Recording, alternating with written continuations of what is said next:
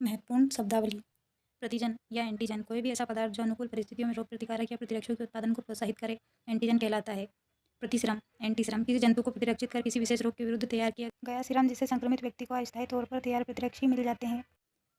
चिकित्सालय जन्य संक्रमण, नोसोकोमियल संक्रमण, चिकित्सालय प्रवास के दौरान रोगी को होने वाला नवीन संक्रमण, इसे पार संक्रमण भी कहते हैं। संक्रमण, इन्फेक्शन, रोग उत्पन्न करने वाले जीवों के द्वारा शरीर पर होने वाला संक्रमण कहलाता है।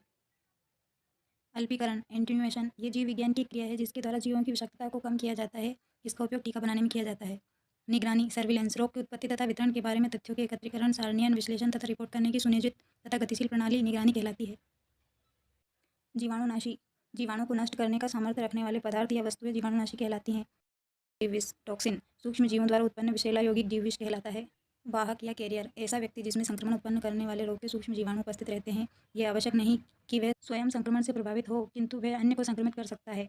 टॉक्साइड, ऐसा जीव विष जिसे उसके कुछ हानिकारक गुणों से वंचित कर दिया गया हो परंतु फिर भी प्रतिरक्षा उत्पन्न करने में सक्षम हो, टॉक्साइड कहलाता है। टॉक्साइड का उपयोग टीकों में किया जाता है। केस, किसी रोग का उदाहरण या रोग उत्पन्न होना, सामान्य अर्थों में किसी प्रकरण, रोगी अथवा रोग का उल्लेखित करना।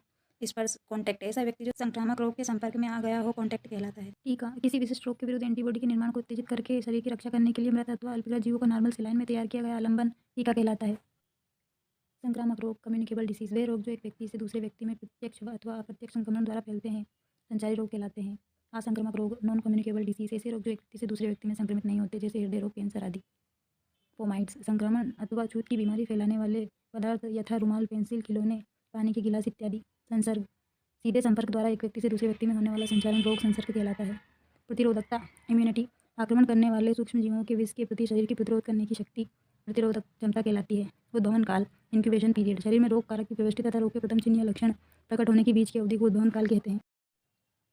विसंक्रमण, डिसइंफेक्शन, सूक्ष्म जीवों को नष्ट करना तथा उनको उस स्तर तक कम करना जो सामान्यतः स्वास्थ्य के लिए हानिकारक न हो, इस क्रिया को जीवाणुनाशन भी कहते हैं। पृथक्करण, संक्रमण से ग्रस्त को संक्रमण अवधि में स्वस्थ व्यक्तियों से अलग रखना पृथक्करण कहलाता है।